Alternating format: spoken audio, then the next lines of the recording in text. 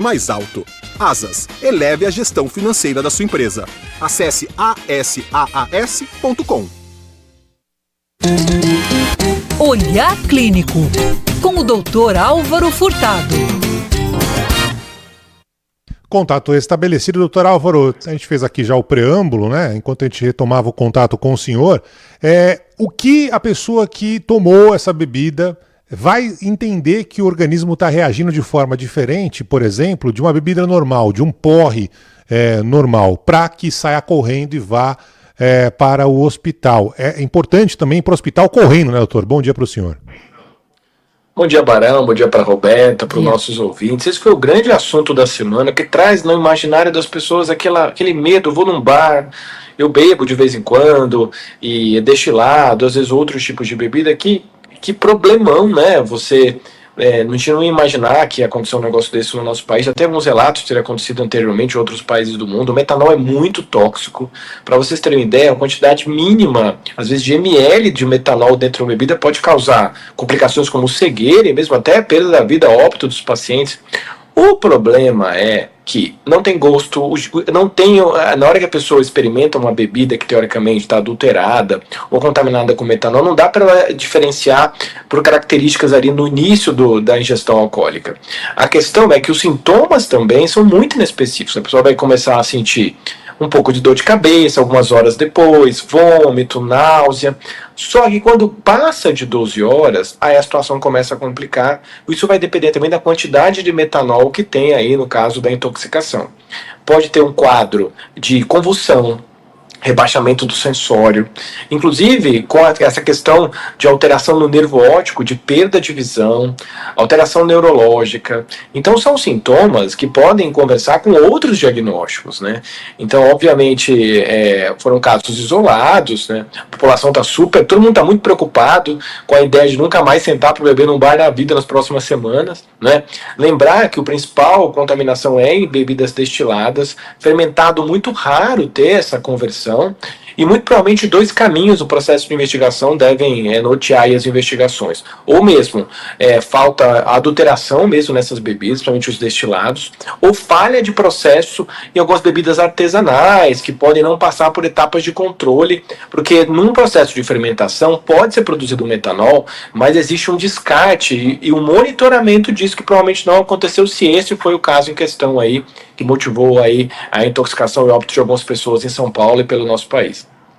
Doutor, já quero chamar a participação dos nossos ouvintes pelo 11 999 592 100, mas em caso de qualquer sintoma, qualquer desconfiança de ter entrado em contato, portanto, com um produto adulterado ou contaminado, o que a pessoa deve fazer? É procurar o hospital direto? Tem muitos especialistas recomendando que não se faça uma hidratação exagerada, e por quê?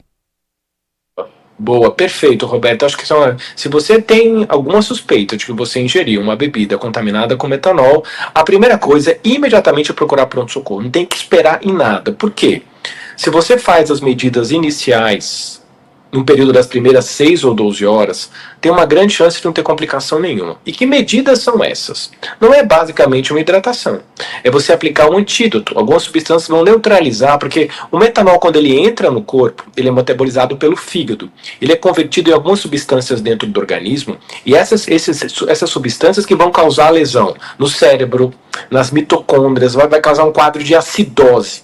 Então o paciente tem que ser feito um antídoto, muitas vezes até diálise desse paciente para poder tirar o composto do organismo e fazer conduta de um paciente grave de terapia intensiva. Então não é só uma hidratação. Teve uma suspeita, procurar pronto-socorro e lá existe um protocolo para intoxicação por metanol que vai incluir exatamente o que eu falei, o antídoto, a correção da acidose, aí você dá bicarbonato, você pode dialisar esses pacientes. Então esse é o conjunto de medidas numa abordagem inicial desses pacientes com intoxicação por metanol. A pessoa consegue em casa, doutor, ter certeza que não é uma ressaca forte, e sim algo pior? Como? Tem como ter certeza de que é uma coisa e não é outra? Difícil, Barão. Primeiro que, assim, os sintomas iniciais de ressaca, dor de cabeça, mal-estar, náusea, são sintomas iniciais da intoxicação por metanol. A questão é quando passa as primeiras 12, 24 horas, quando os sintomas podem ser mais exuberantes. Assim, convulsão, sintoma neurológico, né, alteração de visão. Nesses casos, realmente, não que seja uma intoxicação por metanol, porque é muito complicado a gente falar isso para as pessoas, porque muitos dos sintomas podem traduzir outras doenças ou situações que as pessoas ficam desesperadas, aí preocupadas. Mas é diferente, muito diferente de uma ressaca, porque os sintomas são muito mais exacerbados, envolvem alterações neurológicas graves, inclusive, infelizmente, como a gente viu em alguns casos dos últimos dias, com alteração no nervo óptico com perda de visão. Então, realmente, o limiar de detecção disso, às vezes, é meio tênue, porque se o paciente já vem com esses sintomas já para procurar graves, pouco pode ser feito e as sequelas podem ficar, como a gente viu também aí na imprensa aí, recentemente, pacientes que perderam a visão, né? O Beto faz uma pergunta junto com um comentário que eu acho que tem a ver principalmente em relação ao atendimento dessas pessoas. Qualquer equipe de saúde nos hospitais está preparada para lidar com a intoxicação por metanol aqui no país, doutor? É difícil, Roberta, porque esses dias até várias pessoas mandaram mensagem para mim, enfermeiros de alguns hospitais, pedindo um protocolo de manejo. Quando a gente tem uma intoxicação, existe um grupo de profissionais, até a referência aqui em São Paulo, onde a gente faz uma chamada para discutir caso a caso. Então, é uma situação específica, são protocolos que precisam ser seguidos rigorosamente. Esses antídotos, por exemplo, eles podem ser enviados, não tem em todos os locais. Tem que ter diálise no hospital. Então não é qualquer hospital que pode admitir um paciente com intoxicação grave por metanol. É uma situação extremamente grave. E se essas medidas não forem feitas rapidamente, o paciente pode ficar com sequela. Então é um atendimento terciário em hospitais que têm estrutura, que têm experiência em atender pacientes com intoxicação. E esse paciente tem que estar no contexto de uma UTI de terapia intensiva monitorizado, dialisando, colhendo exame a cada 3, 4 horas, para que realmente a gente consiga evitar uma sequela mais grave do paciente intoxicado. Ontem na coletiva de imprensa, o ministro da Saúde chegou a afirmar que o país tem 32 centros de referência em intoxicação, 9 concentrados aqui em São Paulo, e as equipes de saúde de todo o país estão sendo orientadas em relação a esse atendimento, já que existe um antídoto, né, um tipo de etanol que serve de antídoto para combater essas intoxicações. Dúvida do Luizinho. Roberta, doutor, a quantidade ingerida conta? Conta, Luizinho, conta. Inclusive, quantidades pequenas de 5 ml já dão um problema, e se chegar em 20, 30 ml, aí o risco é mesmo de complicação grave. Então, olha só, o metanol dentro do organismo, ele faz um estrago absurdo. Ele é metabolizado, ele vai causar lesão na mitocôndria, que é uma organela que é fundamental mesmo para os processos celulares. Então, você tem alteração de áreas cerebrais que são queimadas praticamente com o uso quando a intoxicação acontece. Então, realmente, quantidades mínimas mesmo de metanol. E aí você não sabe, porque tem o quadro de adulteração, que é uma possibilidade, e tem também processos feitos em casa, com bebidas artesanais, que não passam por etapas de controle. Então, realmente, às vezes pode ter uma quantidade muito alta ali, e não dá nem tempo de fazer muita coisa, porque os sintomas iniciais são bem inespecíficos, a pessoa já chega com sintomas muito graves, já com lesão neuronal. Lesão neuronal é praticamente irreversível, né, quando o paciente já tem uma alteração cerebral por causa desses metabólitos do metanol.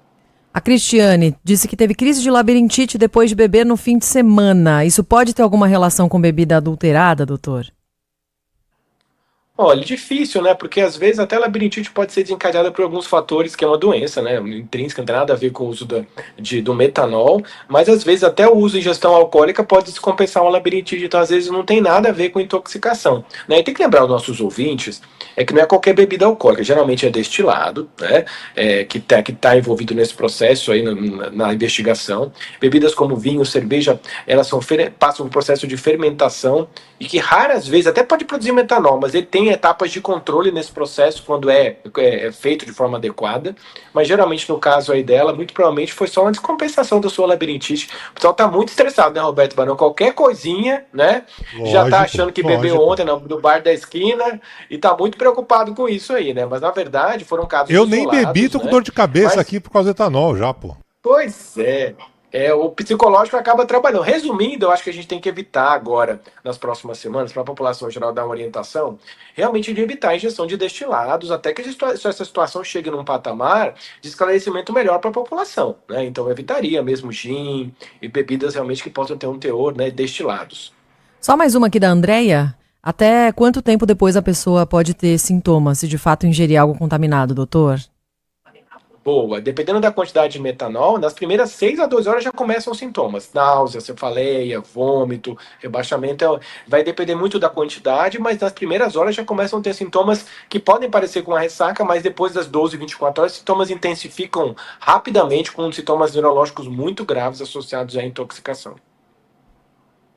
Muito bem, informações e detalhes importantes, doutor Álvaro, nessa semana em que muita gente acabou se preocupando com razão diante desses casos, né, especialmente em São Paulo, em que pessoas acabaram perdendo a vista, se contaminando, algumas infelizmente morreram, e claro que a gente aguarda uma resposta imediata das autoridades para que esse problema seja resolvido. Doutor, sempre bom tê-lo com a gente aqui no nosso Band News Station. Um grande abraço, obrigado pelas explicações e até semana que vem. Obrigado, Barão, obrigado, Roberta. Na dúvida, gente, suquinho de laranja, tá? Obrigada, doutor. 11h39. Que não seja suquinho de laranja batizado, viu? Valeu, doutor. Com certeza. Sabe aquele prazer que vem no sabor? Na textura, na cremosidade, aquele que faz querer mais uma colherada, mais um pedaço? A felicidade pode sim vir num pote.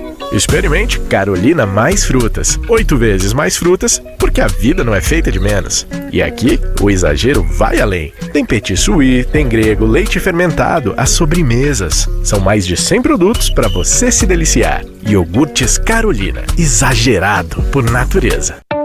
Minuto da Sustentabilidade. COP30 na Band News FM.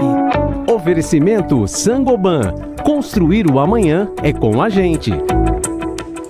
A cadeia da construção representa hoje 34% das emissões de carbono no mundo. Por isso, o setor vai integrar as discussões da COP30 em Belém.